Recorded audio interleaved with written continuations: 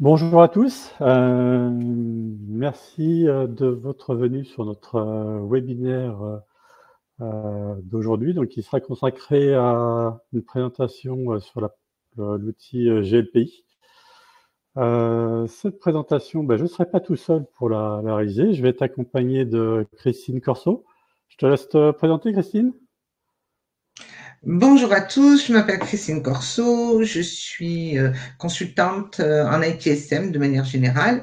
J'ai une grande expérience, je suis une vieille dame, ça fait plus de 25 ans que je travaille dans l'organisation des services support afin d'aider les DSI à mieux organiser leur chaîne de support au sein de leur entreprise, que ce soit public ou privé. J'ai une expérience sur GNPI de plus de 6 ans, mais j'ai beaucoup travaillé avec les ITSM comme ServiceNow, EasyVista et plein d'autres petits ITSM du marché. Merci à tous et bienvenue. Merci, Christine. Pour ma part, donc, je suis Stéphane Jolivet, je suis responsable commercial au sein d'Access. J'ai en charge en fait la promotion des solutions open source que sont Zimbra, Nextcloud et GLPI. Ça fait maintenant à peu près une dizaine d'années que j'en fais la promotion auprès des DSI de façon à intégrer des solutions open source dans leur brique logicielle. Le webinaire va se dérouler en plusieurs étapes. Je vais faire une brève présentation de la société Access pour avoir différents éléments pour ceux qui ne connaissent pas directement. On fera un petit focus sur la partie GLPI rapide et Christine reprendra la main à ce moment-là pour faire une présentation de la solution de façon à ce que vous en ayez une vision exhaustive et complète. Suite à cette présentation, on aura une partie échange avec vous au travers des questions-réponses. Donc, pour ce faire, en fait, dans l'interface du webinaire, en bas à droite, il y a un petit bouton qui s'appelle « Questions », sur lequel vous avez capacité à poser vos questions donc, au cours du webinaire et on les traitera donc, à la fin de la présentation de façon à pouvoir y répondre et apporter un maximum d'éclairage dessus. Dans le même temps, on essaiera si certaines questions nécessitent des éclairages supplémentaires, de vous donner la parole en vous faisant rentrer dans le webinaire, mais on verra ça pendant la phase de questions-réponses. Et autre petit élément pendant ce webinaire, vous allez recevoir, je crois, 2 questions qui vont trait donc à la présentation. Si vous pouvez répondre, ça serait super. Voilà. Donc j'aborde maintenant la première partie, très rapide, sur la présentation d'Access. Donc Access est une entreprise numérique qui a pour mission de proposer une offre digitale globale à l'ensemble de ses clients. C'est un groupe qui se divise en 3 pôles d'expertise. Donc un premier pôle qui est le pôle Cloud Computing, excusez-moi, auquel nous faisons partie. Qui dispose d'une équipe dédiée pour tous les projets d'hébergement, de cybersécurité, d'infogérance et d'intégration open source.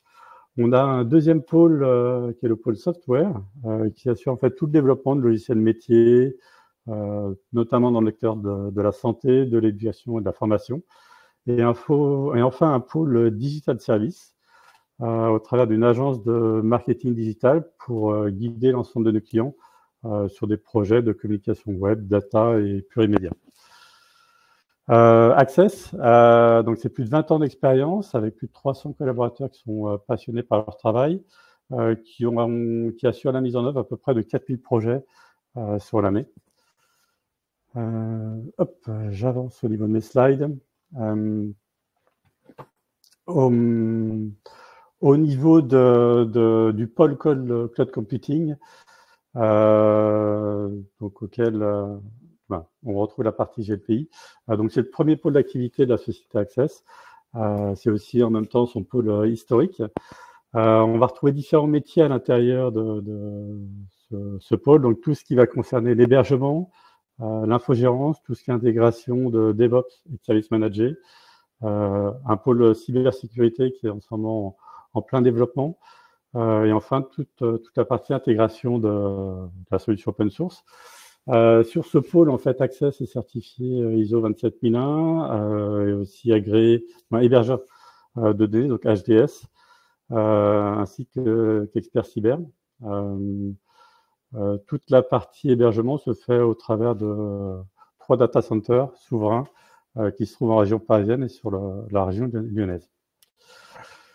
Sur la partie spécifique intégration open source, je fais juste un petit focus donc, principalement sur la partie GPI. Donc, Access dispose en fait d'une très forte expertise sur ces 3 produits que sont Zimbra, donc qui est un outil de messagerie open source, GLPI, donc un ITSM open source, et Nextcloud, une suite collaborative open source. Sur le principal intérêt d'Access, c'est de pouvoir apporter donc une alternative open source aux besoins de productivité de nos clients pour les accompagner dans cette transformation digitale. Donc, il y a un vrai savoir-faire sur ces éléments et on a une maîtrise complète sur toutes les états de projet sur ces différents produits. Donc, ça va du conseil, la mise en place d'architecture, l'installation, tout ce qui est mis à jour, de la formation, évidemment la partie support qui est généralement la partie faible sur la partie open source. Access a vraiment de nombreux atouts sur la partie GLPI. Donc on est depuis maintenant plus de 6 ans un centre d'expertise sur la solution GLPI. On a une équipe qui est expérimentée, qui a réalisé de très nombreux projets sur GLPI en France. Et cette équipe est certifiée ITIL. On a développé pour la mise en place de GLPI une méthodologie projet qui est éprouvée, qui permet d'accompagner nos clients pour le déploiement, le paramétrage de la solution pour qu'elle réponde à leurs attentes et qu'elle soit conforme aux bonnes pratiques. On est évidemment donc Gold Partner GLPI depuis maintenant 4 ans. Étant donné qu'auparavant, il n'y avait pas de système de niveau de partenariat fourni par l'éditeur. Alors, je fais justement un petit point particulier sur la partie éditeur. Généralement, la problématique des solutions open source, c'est que sont liées à une communauté et que cette communauté corrige ou améliore la solution en fonction de leur capacité. Sur la partie GLPI, en fait, on a une approche qui est différente parce que depuis plusieurs années maintenant, on a un éditeur TechLib qui est adossé à la solution et qui l'a fait évoluer et qui surtout nous apporte, nous, une fonction de support à niveau 3 de façon à ce que dès que l'outil est mis en place chez vous et rentre dans un cadre d'usage professionnel, on puisse être en capacité de le maintenir et d'avoir la possibilité de ne pas être bloqué parce qu'il y a un dysfonctionnement, un bug ou autre. Là, on a, au travers d'un service fourni par l'éditeur, donc le GLPI Network, le support GLPI Network, capacité à avoir un support niveau 3 sur la solution. Voilà sur le côté présentation. Donc, je vais laisser la main à Christine pour rentrer sur la présentation de GLPI. Donc, rebonjour à tous. Je vais aujourd'hui vous présenter les fonctionnalités majeures de GLPI pour une utilisation fonctionnelle d'un ITSM au sein d'une organisation. Alors, pour vous donner quelques chiffres quand même dès le départ, GLPI en France, puisqu'on a travaillé essentiellement en France, on l'a installé dans des périmètres tels que les universités. Donc, en termes de projet, on a réalisé l'installation des 3 plus grandes universités parisiennes, la Sorbonne, Sorbonne Nouvelle et Paris 6. Pour ces périmètres en termes de taille, on tourne autour de 10 000 utilisateurs, donc personnes pouvant solliciter la chaîne de support à partir du portail. Et pour la plus grande, on a quand même 120 000 étudiants qui peuvent se connecter à GLPI pour solliciter le support informatique de l'université.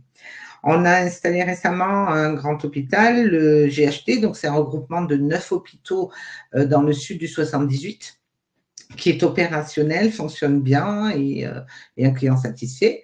On a fait aussi d'autres hôpitaux, l'hôpital de Cornouailles à Quimper, donc chez les Bretons. On installe aussi, on a travaillé aussi avec des entreprises privées, donc notamment une entreprise qui s'appelle Envea qui fait de l'équipement de mesure de qualité de l'air dans le monde entier.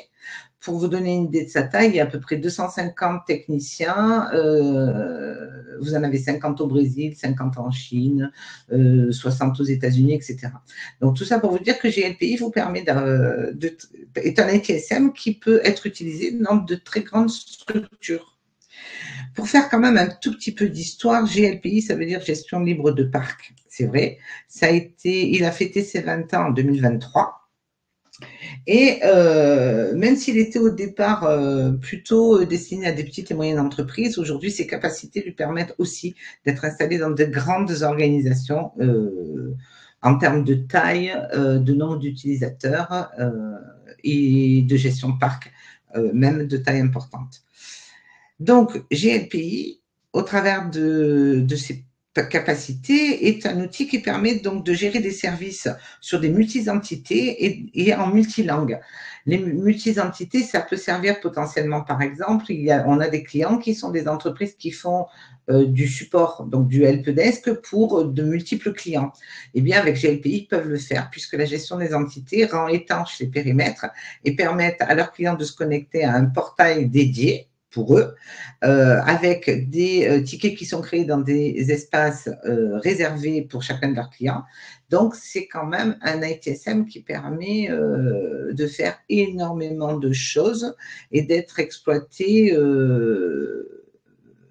dans beaucoup de fonctionnalités.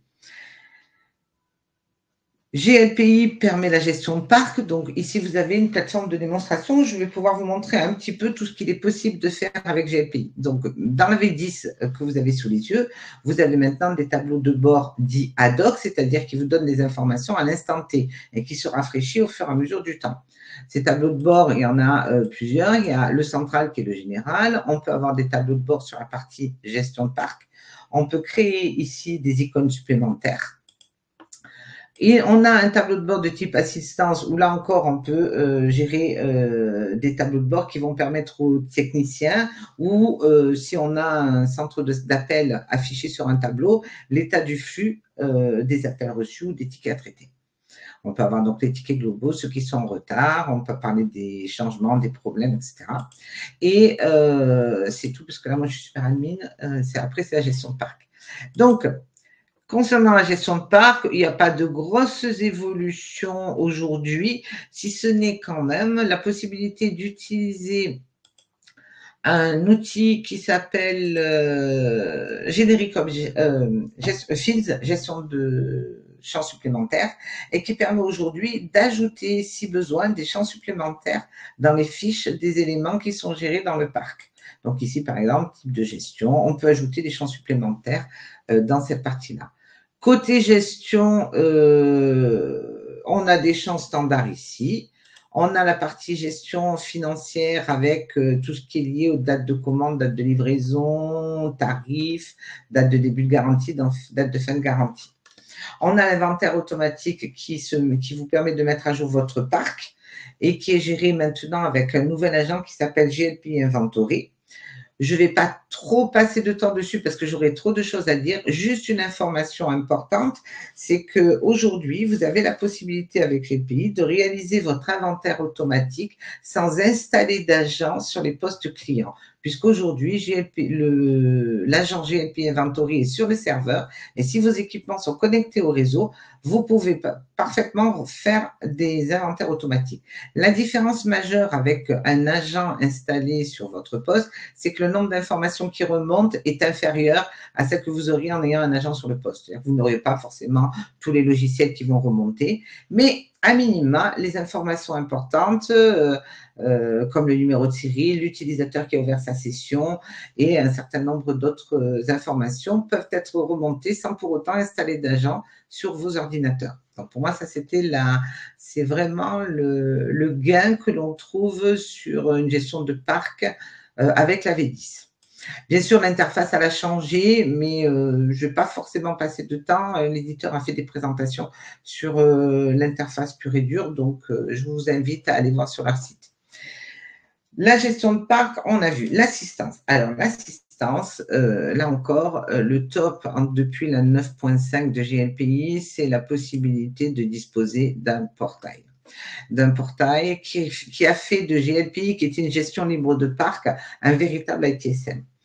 Vous avez la possibilité, en fonction du paramétrage que vous pourrez mettre à l'intérieur de votre GLPI, de pouvoir proposer sur ce portail, bien sûr, du support informatique avec des formulaires auxquels les utilisateurs peuvent déposer, sur lesquels les utilisateurs peuvent déposer des demandes de services auprès de la DSI. Vous avez la possibilité de lier des FAQ parce que c'est un petit peu ma doctrine. Pour moi, un bon ticket, c'est un ticket qui n'existe pas. Donc, pour faire bien, je suis utilisateur, je ne sais plus comment mettre mon message d'absence. Au lieu d'ouvrir un ticket sur le formulaire que je vais vous présenter après, je dis, tiens, il y a un truc ici qui me dit comment faire mon message d'absence. D'accord. Je vous montrerai l'interface en mode utilisateur. Je peux très bien avoir un portail dédié aux moyens généraux pour les demandes de déménagement, la gestion des risques sur les incidents. On pourrait envisager pour les entreprises qui ont des véhicules la possibilité de déclarer, j'ai un client qui fait ça, qui déclare sur son portail les accidents de voiture ou les besoins. Ce qui me conduit quand même à vous parler un peu de la gestion de parc. Vous avez la possibilité de créer des objets avec Generic Object pour des équipements qui ne sont pas forcément liés à un parc informatique. Je pense ici mobilité, j'ai créé des Galaxy et des iPads. Moyens généraux, j'ai créé du mobilier dans lequel je vais pouvoir gérer des tables, des chaises, des bureaux. Rien n'est limité là-dessus. Est-ce que j'en ai hors informatique? Ici, par exemple, je peux gérer des badges, des parkings, des véhicules et des locaux, des salles, pourquoi pas. En tout cas, avec les plugins que nous proposons, qui sont les plugins qui sont plus maintenus par l'éditeur, on peut véritablement non seulement gérer son parc informatique, mais gérer d'autres types de parcs avec GLPI. J'en reviens à l'assistance, donc disponibilité d'un portail qui permet d'ouvrir des tickets. Pourquoi un portail, c'est primordial aujourd'hui sur un ITSM? Quand les services support reçoivent des mails pour ouvrir des tickets, c'est le style « ça ne marche pas ». Et ça s'arrête là. D'une manière ou d'une autre, vous serez donc obligé de prendre contact avec l'utilisateur pour savoir ce qui ne marche pas. Et bien évidemment, ça entraîne une perte de temps, une perte d'énergie et un coût plus important. Quand on a un appel télé, quand on a un service téléphonique pour répondre aux sollicitations des utilisateurs, ça a aussi un coût important puisqu'il faut maintenir un certain nombre de personnes disponibles pour potentiellement répondre à un appel téléphonique. Ça aussi, ça augmente énormément le coût du support au sein de l'organisation. Et ensuite, il y a le portail. Et bien, le portail, lui, il est parfait parce qu'il réduit les coûts. Il permet de traiter plus rapidement, donc d'améliorer la qualité de service fourni à l'utilisateur. Et surtout, si il est bien pensé et bien écrit, il permet de fluidifier énormément la charge de travail auprès des équipes de support. Ce qui m'amène à rappeler que GLPI, il est utile, donc les mécanismes automatiques qu'il contient sont basés sur le référentiel des bonnes pratiques. Je vais vous proposer un exemple de ticket et vous montrer à quel point créer un portail et proposer les services que vous êtes censé proposer est extrêmement important. Je vais juste rappeler 2 chiffres sur les ABAC du marché. Quand on met en place un portail, on réduit de 30% la charge au support d'entrée. Si vous n'avez pas de portail et que vous travaillez par mail ou par téléphone, alors par téléphone, c'est relativement rapide, sauf qu'on perd du temps, surtout pour tout ce qui relève du périmètre des demandes. Pour tout ce qui relève des incidents, par contre, là, on gagne du temps, mais le coût est plus important. La boîte mail, traiter un ticket par une boîte mail, c'est x2, voire x3 le coût d'un ticket traité à partir d'un portail. Donc, je vais vous présenter ce que vous pouvez faire sur un portail GLPI. Je prends un exemple, la messagerie, c'est un sujet qu'on trouve quand même de partout. Vous avez la possibilité donc de créer des formulaires tout le contenu de ce formulaire a été créé, c'est-à-dire que vous pouvez en faire ce que vous voulez. Dans l'exemple que je vous propose, je propose un formulaire structuré qui me permet de disposer des informations quand je vais traiter mon ticket, de l'ensemble des informations qu'il me faut pour traiter mon ticket. Donc, titre de la sollicitation, c'est aussi un sujet important puisque c'est l'exemple de l'objet dans un mail. Donc, ça permettra au technicien d'avoir le sujet générique dans la liste des tickets. Donc, ici, on va dire besoin, boîte mail partagée. Ici, je peux dire si c'est pour moi, mais je peux aussi la possibilité avec un portail de créer un ticket pour mon collègue qui a renversé son café sur le clavier et qui ne peut plus faire de ticket. Donc ça facilite la tâche.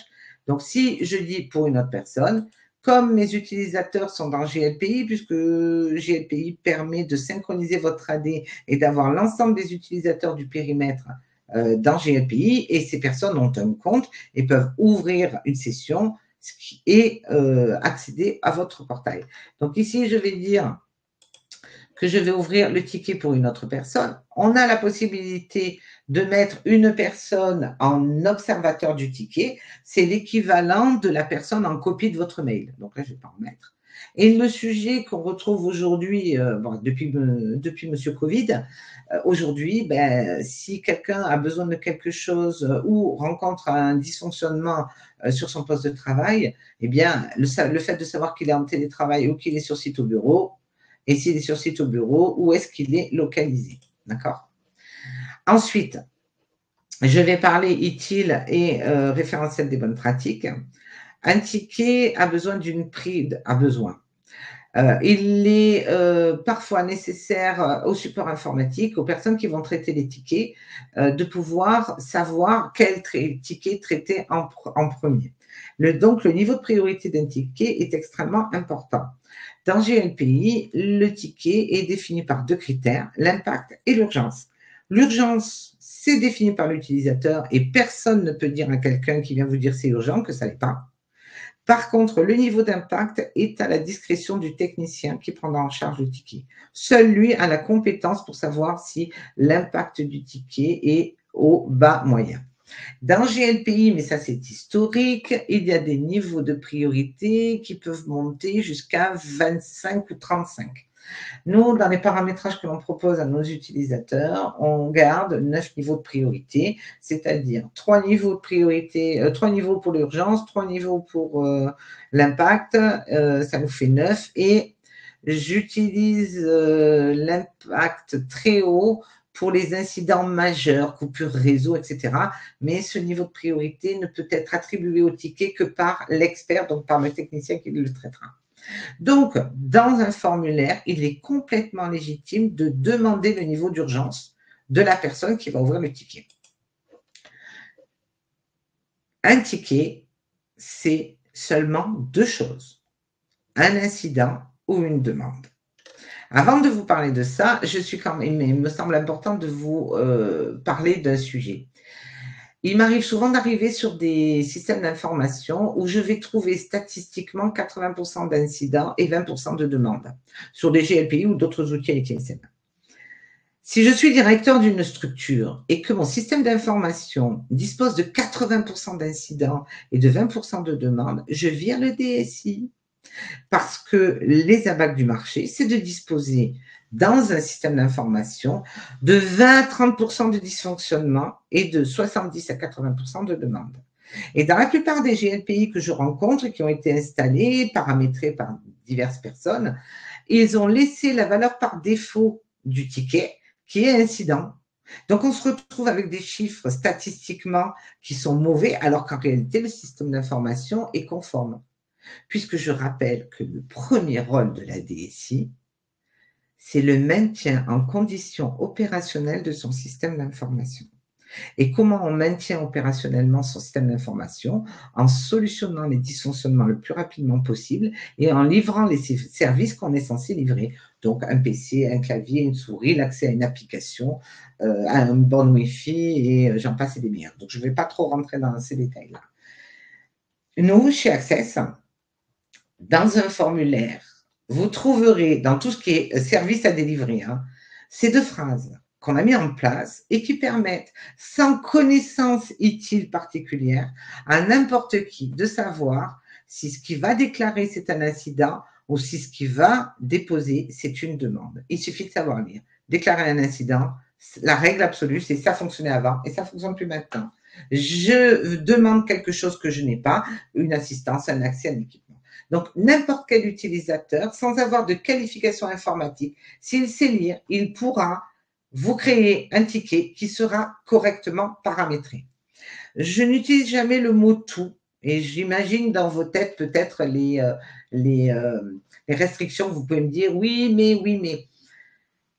Si on sait lire, on saura qualifier un ticket. Maintenant, le tout n'existe pas. Dans la plupart des cas, vos tickets seront correctement qualifiés. Il y aura toujours des personnes qui ont du mal, soit dans la compréhension, soit parce qu'ils ne trouvent pas ce qu'ils veulent à l'endroit où ils sont censés le trouver. Mais ce sera tellement minoritaire par rapport aux gains que vous aurez en mettant en place votre portail. Donc ici, moi, j'ai dit que j'avais besoin d'une boîte mail partagée. Donc, j'ai besoin d'une assistance, d'un accès, d'un équipement, d'un logiciel, d'une information. Donc, j'ai besoin de quelque chose. Donc, je vais cliquer ici. Et ici, je vais obtenir la liste des services qui sont disponibles. Donc, si je travaille chez Renault, je vends des Renault et je ne trouverai pas de Ferrari. De la même manière, ici, on ne peut vous demander que ce que vous êtes censé fournir comme service. Contrairement au mail, où je peux vous envoyer un mail et vous demander une Ferrari, même si vous êtes un magasin Renault. Donc ici, je vais faire une demande boîte mail partagée. C'est écrit. J'ai la possibilité de demander l'ajout de personnes, la suppression, la création de boîte mail partagée. Ici, je vais prendre la création de la boîte mail partagée. Je vais mettre le nom de ma boîte mail. Toto, c'est mon copain. On peut, si c'est nécessaire, au sein de votre organisation, demander pourquoi. Parce que. Et ici, je vais directement pouvoir sélectionner les personnes qui doivent avoir besoin d'être ajoutées à cette boîte mail partagée. C'est un exemple parmi tant d'autres. Ici, je saisis la première question. Veuillez saisir les premières lettres du nom pour l'afficher directement. Alors moi, je vais taper pour vous montrer que le moteur fonctionne très bien. Donc, Marcos, boum, je le trouve. Et ici, je sais lire, laissez vite si pas de besoin. Donc, imaginons que cette boîte mail partagée, j'ai besoin de 3 personnes. Je vais sélectionner les 3 personnes qui devront, et je laisse ce champ vide. Si j'ai correctement renseigné tous les champs qui sont tagués d'une étoile comme étant obligatoires, j'ai toujours, et ce que je propose toujours à mes clients, de toujours permettre à ces utilisateurs d'avoir une zone de texte pour vous parler. Ne pas bloquer l'utilisateur sur l'utilisation du formulaire lui permettra d'y adhérer. N'oublions pas qu'on leur demande de remplacer un mail par le renseignement d'un certain nombre et la réponse à certaines questions pour que vous puissiez traiter le ticket. Donc là, je clique sur envoyer. Et là, les équipes techniques vont avoir un ticket qui est entièrement renseigné. D'accord ? L'utilisateur, il dispose ici, dans mes demandes d'assistance, de tous les tickets qu'il a créés. Petite information, petit cadeau, quand il y a un F, c'est que le ticket n'a pas été créé, mais que le formulaire a bien été enregistré. C'est que vous avez un dysfonctionnement dans votre formulaire. Quand vous avez un T, c'est que vous avez bien le ticket qui a été créé. D'accord ? Que se passe-t-il du côté technicien ? Du côté technicien, on a toujours l'interface, elle est un peu plus sympa quand même. Ici, je veux traiter mes tickets, donc je vais cliquer ici sur ticket. Et sur ticket, je vais avoir une interface ici que j'ai paramétrée, bien évidemment, que j'ai paramétrée. Alors, comme je suis technicien, je n'ai pas le droit de modifier ici les droits, mais quand je suis super admin, alors tout ça dépend des droits que vous donnerez dans les profils, vous modifiez par la petite clé la liste des colonnes qui sont affichées. D'accord ? Donc ici, on se rappelle un petit peu tout à l'heure quand je vous ai dit description courte. Vous voyez que ça permet ici d'avoir des informations différentes plutôt que d'avoir toujours ici boîte mail partagée, par exemple, demande boîte mail partagée. Ici, moi, j'ai fait le choix d'afficher le titre du ticket. l'entité, donc le périmètre dans lequel il doit être créé, son statut bien sûr. Ici, la date d'ouverture ou de modification, les niveaux de priorité. Ici, on a la catégorie et le groupe qui est affecté à cette catégorie. Parce qu'avec le paramétrage qui est mis en place sur la plateforme que je vous démontre, finalement, en répondant au formulaire, l'utilisateur a sélectionné une catégorie sans le savoir. Derrière cette catégorie, j'ai un groupe. Mon ticket est donc créé avec une catégorie et il est automatiquement attribué à un groupe. Ici, vous avez l'affichage des SLA. J'ai fait le choix sur cette plateforme de paramétrer des SLA. C'est quoi une SLA? Service Level Agreement. C'est un jalon que l'on pose à la création du ticket. Ici, j'ai 2 jalons qui sont posés. TTO, le jalon de la prise en compte, et TTR, le jalon de la résolution. Donc, j'ai décidé, en fonction de certains critères, qui peuvent être incident, demande et niveau de priorité, j'ai décidé de poser des jalons qui disent, voilà, je souhaite que dans la majorité de mes tickets, soit par exemple pris en compte si c'est un incident en un jour, si c'est en un jour, si c'est une demande en 2 pour la priorité haute. En moyenne, je prends mon incident en compte dans un délai de 2 jours. Les valeurs, elles correspondent à la taille de votre service support, de votre centre de service et de ce que vous êtes en capacité de traiter. Je dis toujours à mes clients, l'objectif n'est pas d'avoir toutes les SLA à 100%. L'objectif, qui est considéré comme étant correct, c'est d'avoir 95% des tickets traités dans ma SLA. Quand la direction générale va dire oui, les utilisateurs, ils ne sont pas contents, blablabla, là, le DSI, le service informatique, va dire voilà, avec le nombre de personnes que l'on est, nous sommes en capacité de traiter X% de tickets dans ce délai-là. Si vous voulez mieux, il faut plus de gens. Si vous voulez moins, on peut faire. Donc ici, ces targets, ici, ces jalons qui sont posés, vont permettre aux techniciens, non pas de regarder la date de création, la priorité, qui a créé le ticket, etc., mais de traiter et de prendre en compte son ticket en fonction, ici, des éléments. Je rappelle que dans les bonnes pratiques, le plus important, c'est la prise en compte. C'est plus important que la résolution, parce que tant que vous n'avez pas lu le contenu du ticket, vous n'êtes pas en capacité de savoir s'il est urgent, méga urgent, très urgent ou pas urgent du tout. Donc, vous voyez qu'ici, on a des délais, ils vont passer du vert jusqu'à 50%, mais le jalon et le changement de couleur qui passe du vert à l'orange et au rouge va dépendre des valeurs que vous paramétrerez dans votre GLPI. Je suis donc technicien, je décide de prendre en compte un ticket et moi, quand j'ai regardé tout ça, je dis que le plus important à prendre, alors lui, il a été pris en compte. Il y avait une demande de validation, je vais vous montrer ce qu'on peut faire avec. Je vais prendre en priorité, celui-là est en attente de validation, donc non, il n'est plus en attente. C'est une plateforme de test, soyez indulgents. Je vais prendre celui-ci. Matériel arrivé à agent.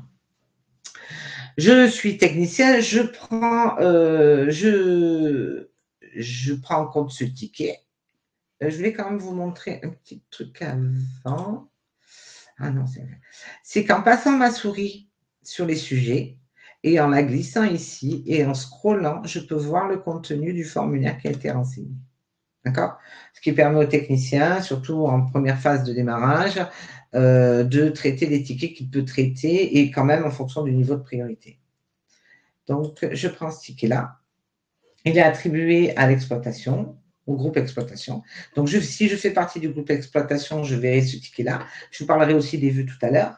J'arrive ici. Première chose que je dois faire, c'est m'attribuer le ticket. Donc, un clic, je m'attribue le ticket. Là, mes collègues savent que je suis dessus et techniquement, je ne peux pas avoir 2 personnes simultanément sur le même ticket. Dans le traitement des tickets, on a généralement 2 choses qui se produisent. Enfin, dans la plupart des cas, 2 choses peuvent se produire. Je lis le contenu de mon ticket et il me manque des informations où je dois prendre rendez-vous avec l'utilisateur.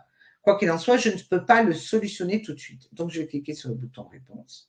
Je vais utiliser les gabarits que j'ai créés. Alors, imaginons que cette demande nécessite une validation. Je vais commencer par là.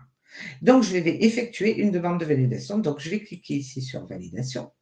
Mon premier travail, c'est d'aller informer le valideur qu'il doit valider cette demande pour que je puisse livrer le service qui m'est demandé.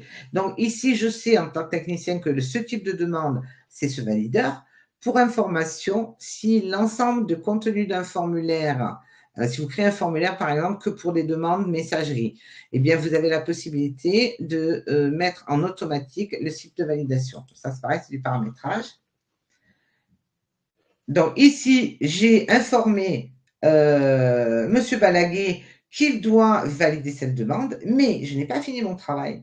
Mon travail, c'est aussi d'informer le demandeur que sa demande ne peut pas être traitée parce qu'elle nécessite une validation.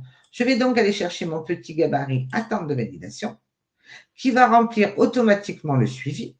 Je vais cliquer sur le petit bouton là pour le mettre en attente de quoi? En attente de validation. Et vous voyez qu'ici, il y a deux petits boutons qui s'appellent désactiver, désactiver. Je vous en parlerai sur le deuxième ticket que je vais vous présenter. Et je vais cliquer sur ce bouton. À ce moment-là, les SLA sont stoppés. Mon ticket est en attente de validation. Et tant que M. Balaguer ne valide pas, il ne se passe rien. Donc moi, en tant que technicien, quand je dois traiter mes tickets, je vais me faire des vues pour ne voir que les tickets qui soient soit nouveaux, soit en cours. Mais en tout cas, je n'ai pas besoin d'avoir en visuel sur mon interface de travail, je n'ai pas besoin de voir les tickets en attente. Et vous allez me dire, oui, mais quand ils sortent de la mise en attente, eh bien, lorsque le valideur va approuver le ticket, et je vais vous montrer comment ça se passe, et tout l'intérêt de ce… Là, je suis dans la position, donc là, j'ai des messages d'information qui sont utilisés, enfin, que vous pouvez mettre en place sur les portails avec le plugin alerte, mais j'en parlerai tout à l'heure. Donc, moi, ici, je vais sur mes demandes. Je ne suis même pas obligée d'aller jusque-là. Je suis sur… oui, je viendrai après, alors je ne peux pas le faire tout de suite. Il faut le temps que ça se mette à jour, mais ici, je vais avoir un bouton à valider et il va y avoir le chiffre 1 puisque j'ai demandé à cette personne de valider ma demande. Je vais en prendre d'autres qui vont être affichés plus rapidement. Là, je vais prendre le mien parce que je dois en avoir.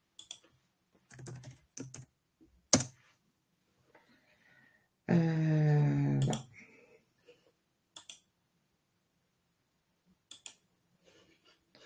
Ah oui, mais je suis sur mon compte. Bon, je vais faire autrement.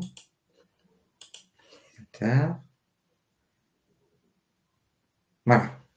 Moi, je suis utilisateur. J'ai des tickets à valider. En cliquant ici, je vais voir les tickets que je peux valider, que j'ai à valider. Donc là, c'est des formulaires parce que c'est une base de démo et de tests. Mais ici, en ouvrant mon ticket, je vais avoir un bouton qui va me permettre ici d'approuver ou pas. Je suis sur un cas particulier, je suis profil super admin. Il faudrait que je trouve quelqu'un d'autre qui est valideur. Technicien. Non, super admin. Je pensais que j'avais tout corrigé. Ben non, je n'ai pas tout corrigé. Veuillez m'excuser. Je n'ai pas tout corrigé dans mon paramétrage. Valideur, valideur, valideur. Je dois en avoir un qui est en attente de validation.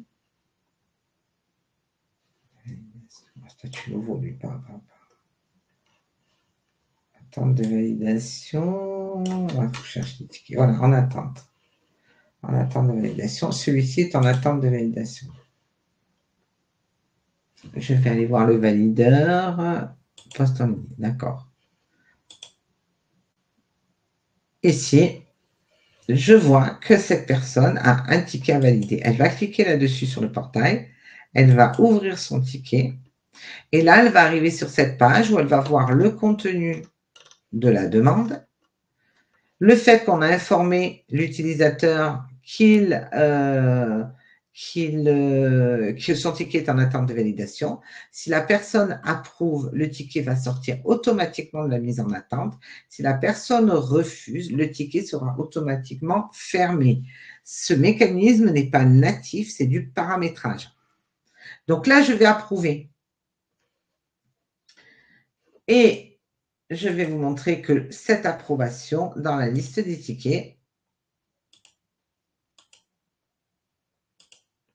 a sorti le ticket qui était en attente de validation et l'a remis au statut en cours, d'où l'intérêt de pouvoir se faire des vues et de n'avoir sous les yeux que les tickets en cours ou ceux dans la raison d'attente, je vous montrerai aussi tout dans le ticket suivant comment on gère, donc tous ceux qui dans la raison d'attente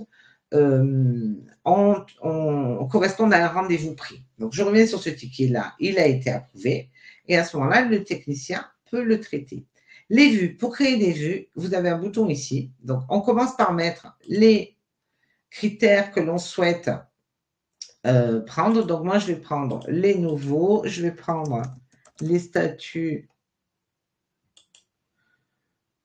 en cours et ici avec un ou et un ou ici avec les statuts,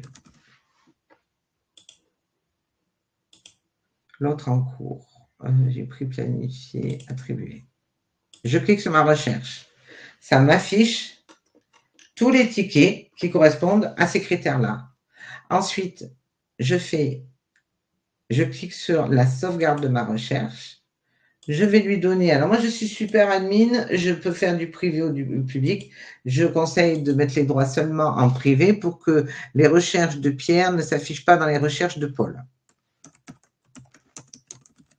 Ticket à traiter. Wow.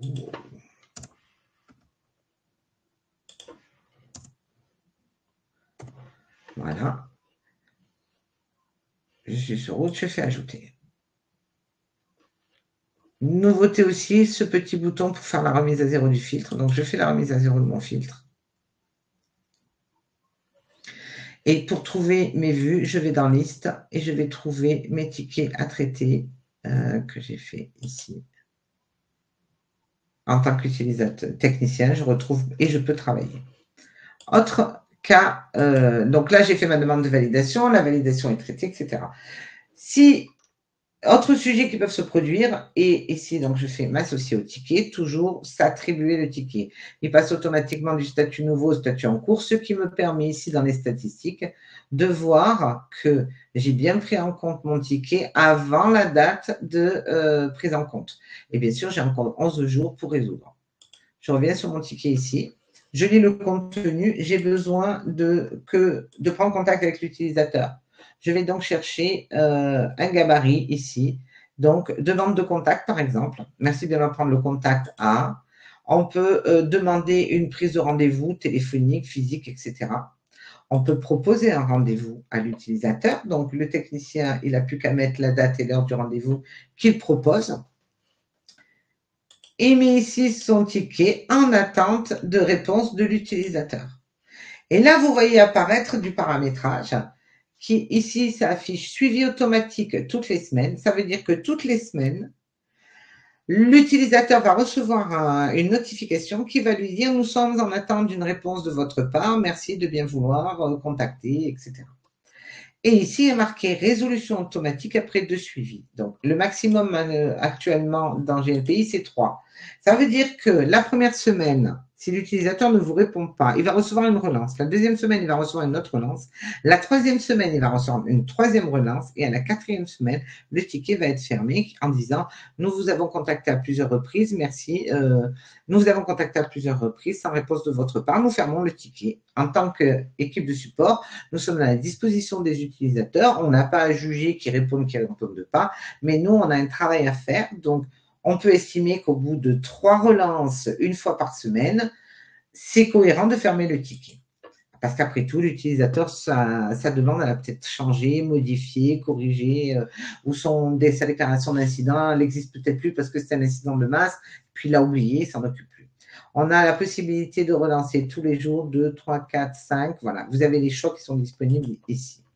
Et quand je clique sur « Ajouter », mon ticket est en attente, les SLA sont bloqués et on attend la réponse de l'utilisateur. Quand l'utilisateur répond, le ticket sort de la mise en attente. Dernier exemple, de par ma grande expérience, je peux vous dire que tout utilisateur qui a ouvert un ticket chez vous se fiche éperdument de la manière dont vous avez solutionné son besoin. Ce qu'il veut savoir, c'est si vous a demandé des accès, que vous lui donniez ces accès. S'il vous a signalé qu'il y avait quelque chose qui fonctionnait mal, que ce soit réparé. Donc, d'une manière générale, avec une dizaine de gabarits de solutions, on a de quoi traiter l'essentiel des demandes. Donc, moi, je propose toujours à mes clients. Alors, vous voyez ici, la validation refusée, c'est le mécanisme qui fonctionne automatiquement quand le ticket n'est pas, quand le valideur a refusé la demande. Vous voyez ici, multiples relances sans réponse, c'est ce qui est envoyé quand l'utilisateur ne répond pas après plusieurs relances. Je prends un truc qui peut intéresser les demandes d'habilitation. Donc voilà, votre demande de modification a été créée et la création des habilitations a été réalisée. Veuillez vérifier que l'accès attendu est conforme à votre demande. Si ce n'est pas le cas, vous pouvez rouvrir le ticket en cliquant sur le lien ci-dessus. Pourquoi c'est écrit? Parce que dans GLPI, vous pouvez faire ce que vous voulez. C'est-à-dire qu'en réalité, vous pouvez mettre le paramétrage qui vous intéresse sans forcément tenir compte des bonnes pratiques. Vous pouvez par exemple décider que ce sont les techniciens qui clôt les tickets. Mais si vous décidez d'appliquer les bonnes pratiques, le technicien doit résoudre le ticket.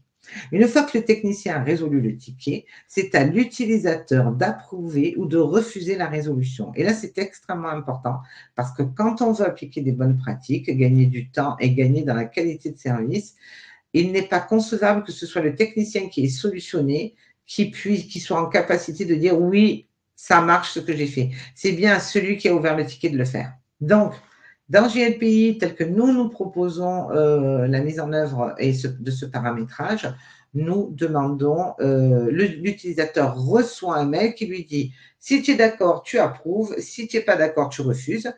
Le refus va réouvrir le ticket, l'approbation va clôturer le ticket. C'est ce qu'on appelle la clôture administrative du dossier. Je pourrais encore vous montrer beaucoup de choses, mais le temps passe et c'est cool et il ne me reste pas beaucoup de temps. Je terminerai en disant que le langage veut que les tickets ne sont que des incidents et demandes, que dans GLPI, vous pouvez traiter des problèmes, des changements. Vous pouvez créer des tickets récurrents. Ce sont des objets qui vous permettent de… par exemple, si vous avez un contrôle d'un serveur de données pour s'assurer qu'il n'est pas saturé ou du serveur de messagerie, peu importe, une action qui doit être réalisée par les techniciens une fois par semaine ou 2 fois par semaine, vous créez des tickets récurrents, ce qui permet aux techniciens d'avoir dans la liste de ces tickets le contrôle de ce qui, en tout cas la liste des actions qu'ils doivent faire et avoir la certitude que ça a été fait puisque le ticket sera traité par le technicien. Vous avez la possibilité de gérer des projets avec GLPI, ce qui est quand même très sympa. C'est simple, je ne dis pas le contraire, ce n'est pas forcément méga développé comme outil, mais moi je le trouve suffisant pour même des projets de déploiement GLPI, il n'y a pas de souci avec ça. Où est-ce qu'ils sont mes projets? Est-ce que j'en ai dedans? Je ne sais pas, je n'ai pas tout regardé. Voilà, ils sont. Je quitte. Donc ici, voilà, j'ai mis en place un catalogue de services, j'ai mon projet qui est défini, j'ai mes tâches du projet et le niveau. Après, le cabane, je ne sais pas si on l'a fait là. Voilà, il est là. Ça, c'est aussi depuis la V10. Hein. Alors, attention, pour avoir le cabane, il faut installer le plugin qui permet de le faire parce que pour des raisons liées à des licences, en tout cas, c'est ce que l'éditeur a expliqué dans sa présentation de la V10, il faut installer le plugin Cabane pour pouvoir disposer de ça dans GLPI. Un petit truc, je reviens quand même sur les tickets. Ce que nous, on conseille sur les tickets, je n'ai pas pu vous présenter tous les boutons, mais on utilise les tâches pour les échanges entre équipes techniques. On les met par défaut verrouillés entre vous. Et par exemple, avant d'escaler un ticket à quelqu'un, à notre groupe, il est légitime de lister la totalité des actions que j'ai réalisées. Sinon, ça veut dire que mon travail n'a servi à rien, puisque mon collègue va être obligé de refaire. Donc, on est déjà poli, on est serviable. J'ai fait un certain travail, je le renseigne là-dedans avant d'escalader mon ticket à l'autre équipe. Si vous installez le plugin Escalade, qui est disponible, qui est un plugin d'éditeur qui est très bien, en cliquant sur ce bouton, je vais mettre mes explications et directement ici accéder au groupe auquel je vais escalader le ticket. Et je fais ajouter. Et à ce moment-là, en fonction du paramétrage, il se passe des choses sur le ticket. Voilà pour l'essentiel. Je vous conseille les plugins. Ah, excusez-moi, les plugins de l'administration. Je vous conseille les plugins suivants. Alertes qui vous permettent d'afficher sur le portail, à l'intérieur de l'interface simplifiée pour les utilisateurs et dans l'interface standard pour les techniciens, des messages, notamment quand il y a une mise à jour qui va être faite de 17h à 5h du matin, toutes ces informations-là qui évitent la création de tickets. Barcode, celui-ci, on ne l'a pas encore vraiment testé. Champ supplémentaire, je vous l'ai montré. Et je voulais aussi vous montrer un sujet. Il y a tellement de choses que je voudrais vous montrer. Enfin. Dans les tickets ici, je vais vous montrer un petit quelque chose qu'on fait nous sur cette plateforme. Vous avez la possibilité d'ajouter des champs supplémentaires. Donc, notamment un que je conseille énormément, il y a beaucoup d'organisations qui vont mettre une catégorie incident de sécurité. Alors, ce n'est pas le sujet. Le sujet, c'est que la catégorie, ça va être messagerie, ça va être Wi-Fi, ça va être poste de travail, peu importe ce que c'est. C'est dans la catégorie qu'on doit déterminer si c'est un incident de sécurité ou pas, dans le cas où c'est un incident, bien sûr. On peut très bien lier des tickets avec des numéros de projet. Si on escalade un ticket à un prestataire externe à votre organisation, on peut avoir besoin de renseigner le numéro du dossier, par exemple, chez l'éditeur de la solution. Quoi qu'il en soit, vous pouvez ajouter ici des informations, des champs supplémentaires qui vont vous permettre d'avoir des statistiques et de sortir des statistiques sur ce type de champ, par exemple.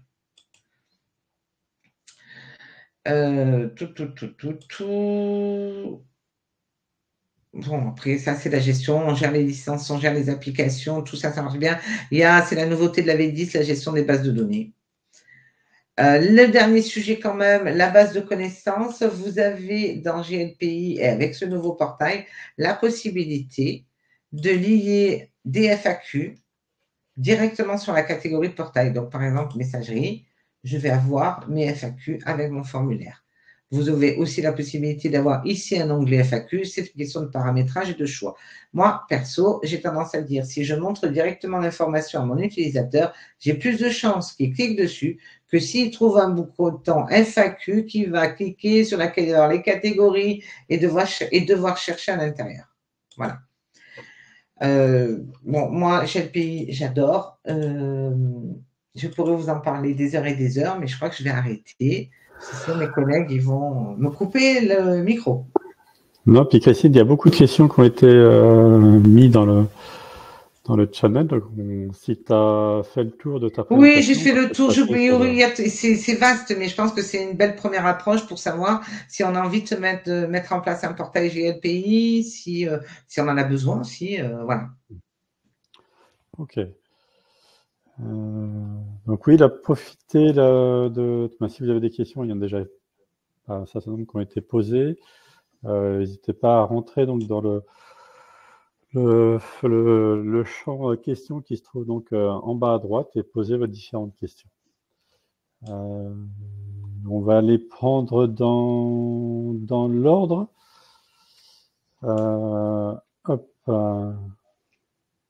Donc, Emeline, je te laisse les afficher, les questions? Oui, pas de souci. Ok. Je vois la première. Comment décomposer un ticket en tâches et liste d'actions avec des attributaires différents? C'est bon, c'est le premier, Emeline, s'il te plaît? Oui, c'est la première question qui s'affiche. Voilà, d'accord. Donc, on ne peut pas décomposer, on peut créer des tâches dans un ticket et les attribuer à des groupes différents. Mais aujourd'hui, avec Form Creator, je peux, au travers de mon formulaire, créer plusieurs tickets pour plusieurs personnes différentes. C'est notamment le cas avec Arrivée départ collaborateur. Quand j'ai un collaborateur, je vais faire le test pour vous montrer. Test. Non, ça on s'en fout. Arrivé agent. Ici, arrivé agent, je vais mettre le nom d'un agent, machin, je vais remplir. Ça, c'est un exemple, hein, toujours. Je vais dire, c'est un CDI, comme ça, je n'ai pas de data, machin. Je vais mettre, il arrive là. Pouvez-vous, non, le nouvel arrivant a-t-il besoin d'équipement informatique? Oui. Sélectionner un ordinateur. Le nouvel a-t-il besoin d'accéder à des applications? Oui. Non, on va faire non, parce que sinon, c'est trop long. quoique sinon je veux qu'il me crée des tickets. Sur ce périmètre et sur celui-ci. Ici, je vais sélectionner l'application machin, l'application truc, voilà. Ici, je clique là, je vais chercher l'application truc. Je vais sélectionner le nom du responsable du nouvel arrivant. On va le mettre là. Et le lieu, la localisation. Voilà. Un exemple de fichier de formulaire qui va créer, vous allez le voir ici à droite, autant de tickets qu'il y a de groupes de personnes. Ici, vous voyez, on a créé un ticket pour l'accès aussi, un ticket pour le matériel, un ticket pour les applications A, un ticket pour les applications B, etc. Donc, ma réponse ici, c'est plutôt de dire, mettez en place le formulaire. En fonction de ce qui va être rentré dans le formulaire, boum, boum, boum, ça va envoyer des tickets au bon groupe. Sinon, de manière automatique, vous pouvez, sinon, vous pouvez aussi créer dans un ticket plusieurs tâches affectées à plusieurs groupes. Cela dit, le ticket doit être dans ces cas-là affecté à tous les groupes pour que chaque personne puisse voir la tâche qui le concerne. Je trouve ça, c'était avant, en fait, j'ai envie de vous dire. Ça, c'était avant avec les tâches. Et ça, c'est maintenant avec le formulaire. Est-ce que j'ai répondu à votre question?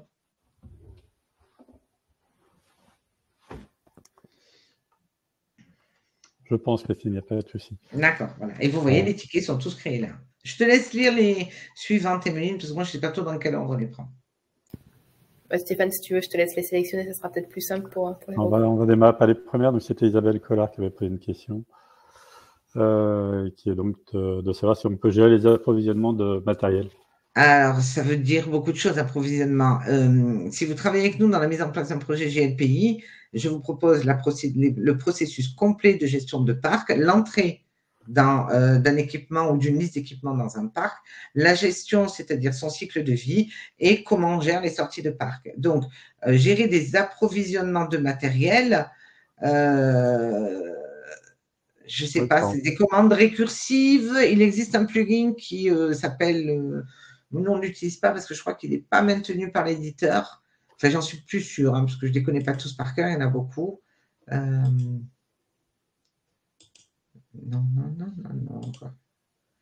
Dans les plugins. Gestion des commandes, ça permet effectivement, alors si c'était l'objet de votre question, ça permet de mettre dans GLPI tout ce qui est relatif aux commandes pour que quand les équipements sont livrés, on puisse avoir un lien avec la commande. Pour moi, c'est un peu du travail qu'on peut éviter, puisqu'avec GLPI, par exemple, lorsqu'une commande arrive au service informatique, une palette d'ordinateurs, par exemple, on peut très facilement l'injecter avec l'outil qui s'appelle Data Injection, c'est-à-dire qu'on peut monter des gabarits de fichiers. Le technicien, il scanne le numéro de série, il connaît le numéro de commande, on lui a donné, il a le numéro de BL, et en quelques clics, il rentre dans le parc la totalité des équipements qu'il a reçus. Mais ça encore, ça dépend vraiment de votre manière de travailler. C'est difficile pour moi de vous dire faites ceci, faites cela. En tout cas, j'ai envie de dire oui, on peut gérer bien sûr des équipements et l'approvisionnement. Je parle bien des commandes. OK. Mais j'ai besoin de suivre la commande du bon de commande à la livraison. Ben oui, vous pouvez rentrer les bons de commande dans GLPI, bien sûr. OK. On passe sur la question suivante. Donc, c'est de savoir si on propose des formations sur site ou à distance sur la partie GLPI, avec associé sur la partie d'un GLPI existant. Donc, sur la partie formation, bien sûr qu'on fait des formations. On a d'ailleurs une formation prévue du 23 au 25 octobre, donc le mois prochain. Non, ce mois-ci plutôt, excusez-moi. Donc sur la formation d'administration de la solution. Et dans le cadre en fait de projet, on a toujours un cycle de formation qui va s'adapter en fait à l'ensemble du paramétrage de façon à vous donner l'ensemble des éléments pour administrer la solution et travailler dessus. Alors, j'ajoute une petite information. La formation qu'on va vous donner, c'est sur la bonne manière d'utiliser GLPI. Moi, comme je l'ai dit dès le départ, GLPI, on peut le paramétrer comme on veut, y compris à l'envers.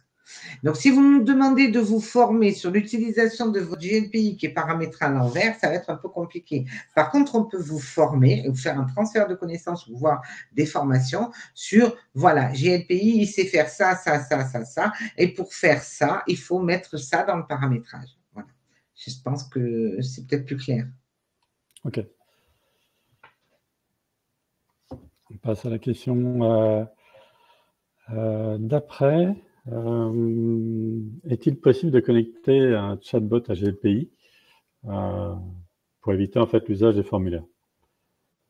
Christine? Sur le chatbot, je sais c'était en cours à un moment donné, mais j'ai aucune idée. Là, dans la version actuelle, je n'ai pas de chatbot. Non, alors par contre, on travaille avec un partenaire qui s'appelle Wikit, qui développe en fait des chatbots qui sont paramétrés pour pouvoir travailler avec GLPI. Alors, l'objectif, c'est pas de remplacer les formulaires, mais c'est d'avoir en fait un autre canal de discussion avec les utilisateurs pour qu'ils puissent déclarer un ticket ou de leur apporter une solution directement si la base de connaissances permet d'y répondre. Donc, oui, Cela dit, aujourd'hui, on se dirige avec le lien avec une IA.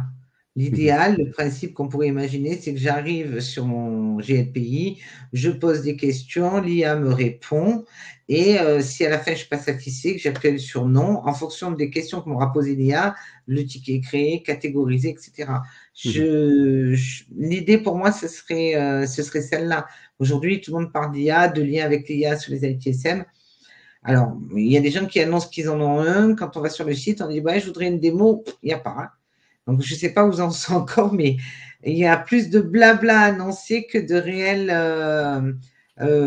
services disponibles avec un IA. Mais moi, je verrais bien plutôt ça, comme on l'a dit, comme un chatbot, mais plutôt avec une IA derrière qui va me poser des questions. Il faudra quand même toujours sélectionner les périmètres pour avancer plus vite. Parce que si l'IA est obligée de vous poser, ou le chatbot vous pose des tonnes de questions, ça saoule les gens. Enfin, moi, je suis utilisatrice sur le site d'Amélie. Moi, quand elle m'a posé 20 fois la même question et que c'est jamais la bonne réponse que je peux proposer, ça me rend dingue. Et si on fait ça à nos utilisateurs dans les DSI, ça va pas forcément bien marcher.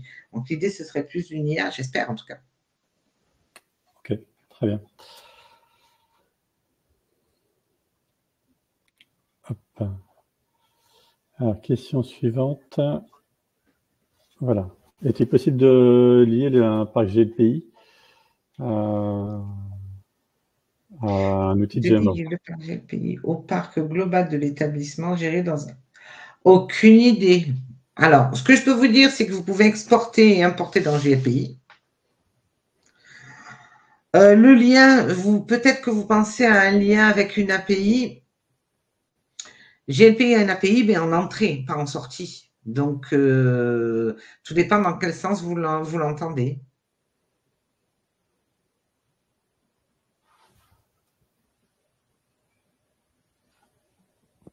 Je ne sais pas s'il y a des... Je sais pas, c'est quelle personne qui pose cette question?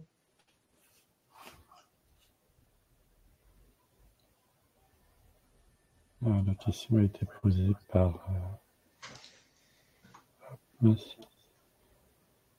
Corinne.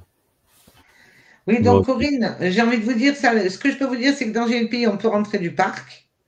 On ne peut pas le sortir. C'est-à-dire qu'il n'y a pas de communication qui va de GLPI vers un outil GMAO ou autre chose.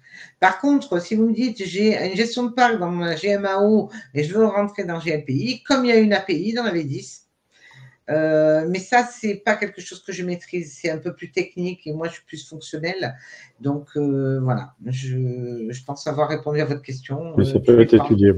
Voilà, ça peut être étudié, tout à fait. Ok.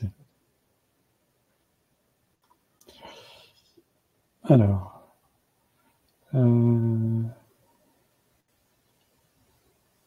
Après. La question suivante, c'est celle-ci.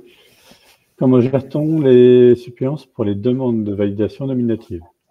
Comment gère-t-on les suppléances pour les demandes de validation ou peut-on demander la validation? On peut demander la validation d'un groupe parce qu'il n'y a pas de possibilité de dire si lui répond pas, qu'il n'y a pas de mécanisme automatique dans GLPI qui va pouvoir dire si monsieur A répond pas, c'est monsieur B qui doit valider.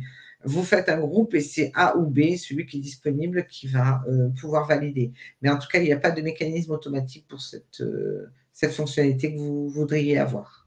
D'accord. Ok. Et après, voilà. Est-il possible de gérer les niveaux de support, passage d'un ticket d'un niveau 1 à un niveau 2 et inversement? Alors, avec chaque niveau d'accès d'un co-ticket qui lui sont attribués, tout en ayant un ensemble du suivi et tâches effectuées. Est-ce qu'il peut ne voir qu'un truc mais voir la totalité? Votre question n'est pas ambiguë. Je vais essayer de la traduire, d'accord?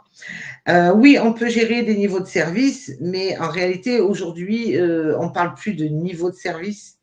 On parle de groupe de compétences, c'est-à-dire que je suis au helpdesk, groupe ou droit permettant de traiter le ticket. Je suis au helpdesk, je reçois un ticket. Il s'avère qu'on me demande de faire un truc, mais je n'ai pas les droits. Pourquoi le ticket m'est arrivé? Peu importe. Est-ce que je peux l'escalader? Oui.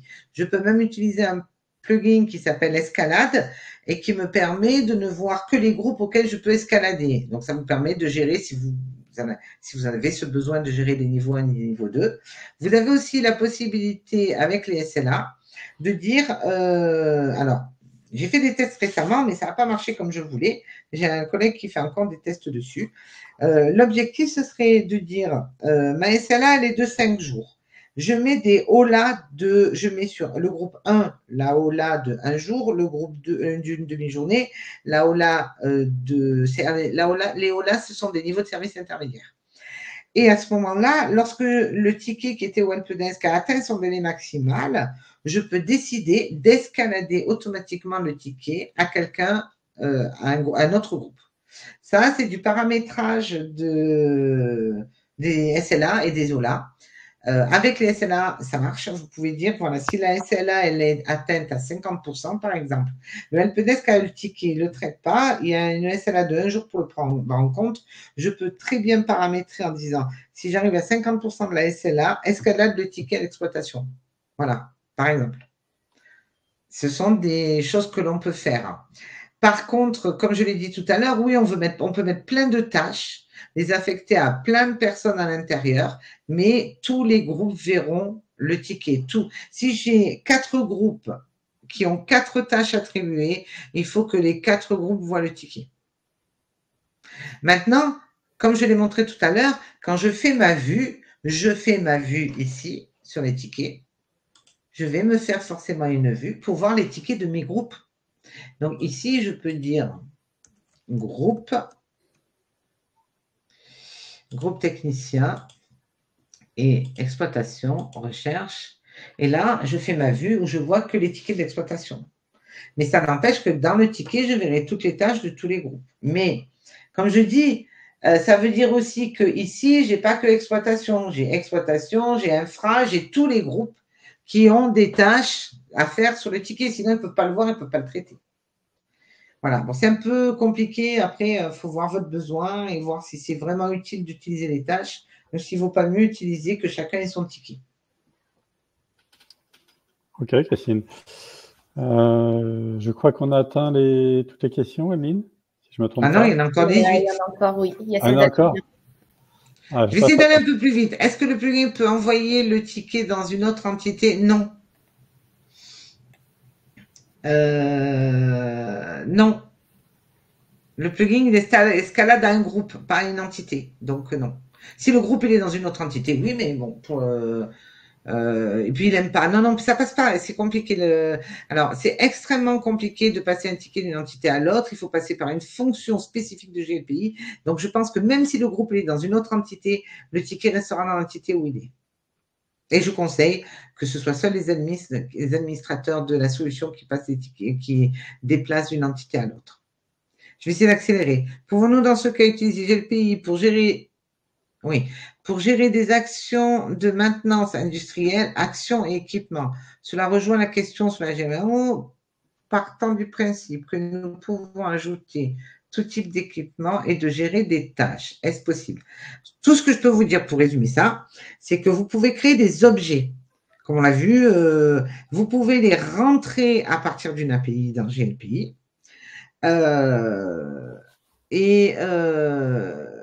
Et des actions, non. Les actions, c'est dans les tickets qui sont traités. Il n'y a pas de gestion d'action dans la gestion de parc. Il n'y a pas de notion d'action dans la gestion de parc. La gestion de parc, c'est je mets quelque chose dedans et je lui donne un statut. Il est HS, il est cassé, il est en service, il est machin, les trucs. Mais c'est tout. Je prends la question suivante. Je ne vois pas. Donc, je vous laisse me l'afficher, s'il vous plaît, messieurs, dames. Normalement, on a fait le tour. Ouais. J'ai 21 questions, moi, que je vois. Ah, mais vous avez peut-être répondu, vous. C'est les participants, Christine, que tu vois. Pardon. Je vois 21, j'ai dit. Voilà. Est-ce que vous avez des questions supplémentaires ou des sujets un peu particuliers que vous souhaitez aborder? Non, je pense que Christine, les questions ont été posées, abordées. Donc, comme vous l'avez vu, on a une expertise forte sur la partie GLPI. Donc, on peut évidemment vous accompagner sur tous vos projets d'évolution sur votre GLPI existant. Comme je l'ai vu, il y a beaucoup d'entités qui sont dans une phase de réflexion pour la mise en place. Donc, on a, comme j'ai dit, une méthodologie d'accompagnement pour adapter la solution tout en respectant les bonnes pratiques pour que le produit soit vraiment le référent dans votre chaîne de support. Et je terminerai par ça. Un bon ITSM, c'est l'électrocardiogramme de votre DSI. S'il est bien paramétré, bien sûr. Ok. Je vous remercie à tous d'avoir participé. Je vous souhaite à tous une très bonne journée. N'hésitez pas à revenir vers nous, prendre contact avec nous sur l'ensemble de vos projets GLPI. Ou si vous avez besoin d'une démonstration plus particulière pour voir si GLPI peut convenir à l'ensemble de vos besoins. Très bien, tout à fait, Christine. Merci, bonne journée, au revoir. Bonne journée.